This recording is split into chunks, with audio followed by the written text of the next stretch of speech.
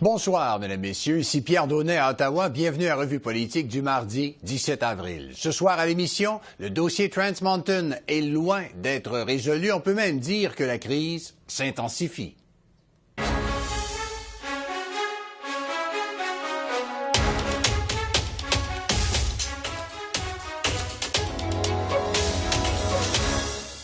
Et pour parler de cette crise qui s'intensifie et teste aussi les relations fédérales-provinciales, mon invité, Monica Gattinger, bonjour. Bonjour. Vos impressions sur toute cette crise Trans Mountain, qu'est-ce qui vous vient en tête? Moi, je pense qu'il s'agit d'une crise avec une importance capitale pour le pays. Parce que depuis plusieurs années maintenant, il y a une incertitude croissante dans le domaine énergétique par rapport à la prise de décision pour les projets énergétiques. Alors, la résolution de ce projet, de cette crise-ci, va, on espère, créer plus de clarté par rapport à comment est-ce qu'on prend des décisions en matière de projets énergétiques au pays. Ça va servir comme précédent, non seulement évidemment pour ce projet actuel, mais pour tous projets futurs qui vont arriver par la suite. Mais quand on voit, par exemple, la Saskatchewan aujourd'hui même qui s'intègre à cette crise en disant, ben nous, on ne l'enverra pas, notre pétrole, si l'Alberta décide de ne pas l'envoyer. Ce ton, par exemple, comment vous voyez ça?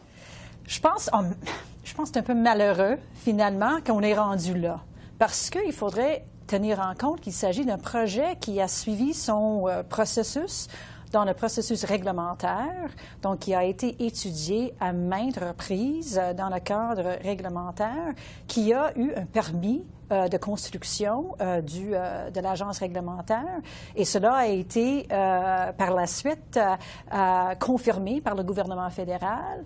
La compagnie en question avait une entente avec l'ancien gouvernement en Colombie-Britannique et on a eu une élection. Eh oui, le changement de gouvernement. Tout à fait, le changement de gouvernement, maintenant un gouvernement minoritaire qui vraiment, pour garder sa minorité, a une entente avec le Parti vert, 3 députés du Parti vert qui sont farouchement opposés à ce projet. Alors tout ça pour dire qu'on est rendu à un point où finalement on a vraiment très peu de clarté par rapport à comment est-ce qu'on prend des décisions en matière de projets énergétiques au pays.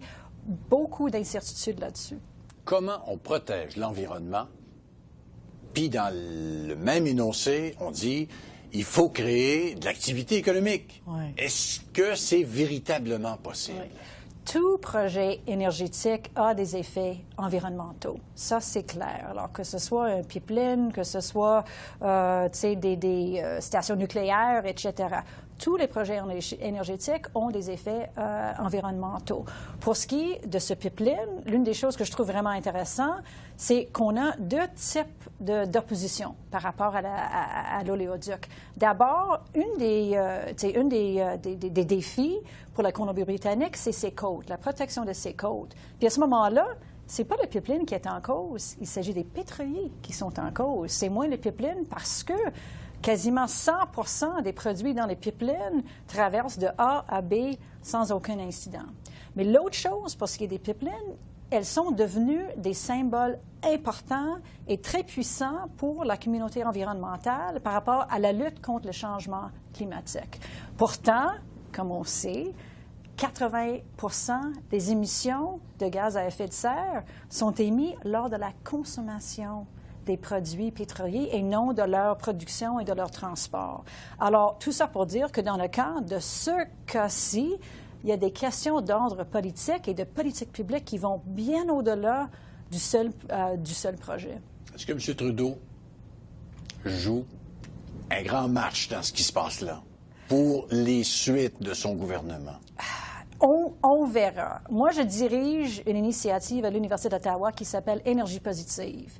Et on vient de sortir des résultats d'un sondage d'opinion publique cette semaine qui a été entrepris juste avant que la compagnie Kinder Morgan a fait son annonce. Pour dire qu'il y avait une date limite, 31 mai, on doit avoir une décision. Exact. Alors, on a les opinions des Canadiens et des Canadiennes par rapport à la prise de décision de projets énergétiques, mais pas influencées par cette annonce-là.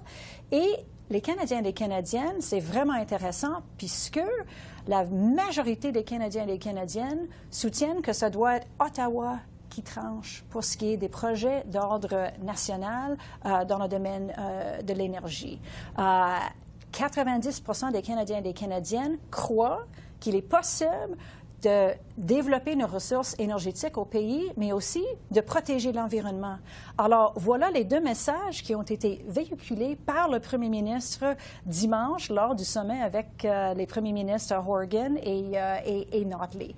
Cela dit, les Canadiens et les Canadiennes donnent les gouvernements des notes extrêmement basses par rapport à leur performance en matière d'atteindre des équilibres entre les intérêts nationaux, les intérêts provinciaux, les intérêts des communautés autochtones, les intérêts locaux, la distribution des coûts et des bénéfices des projets à travers le pays. Alors voilà, pour le premier ministre, c'est là le dossier épineux de faire preuve d'équilibre dans sa façon de procéder par rapport à ce dossier. Donc, les pipelines, ultimement, est-ce que c'est la meilleure façon de transporter ce pétrole? Bien, sur le plan des études qui ont été entreprises, absolument, sans aucun doute, sur le plan environnemental, mais également sur le plan des coûts. Également. Alors, si, comme on sait, on a vu ça durant les derniers jours, si on n'a pas la capacité au Canada de transporter nos produits pétroliers, ils vont certainement être produits et être transportés par le rail. Et à ce moment-là, ça coûte plus et il y a plus de coûts potentiels à l'environnement également. Donc, trouver l'équilibre entre les attentes environnementales et les priorités économiques d'un gouvernement. Pas facile à trancher. Pas facile. Merci beaucoup. Je vous en prie.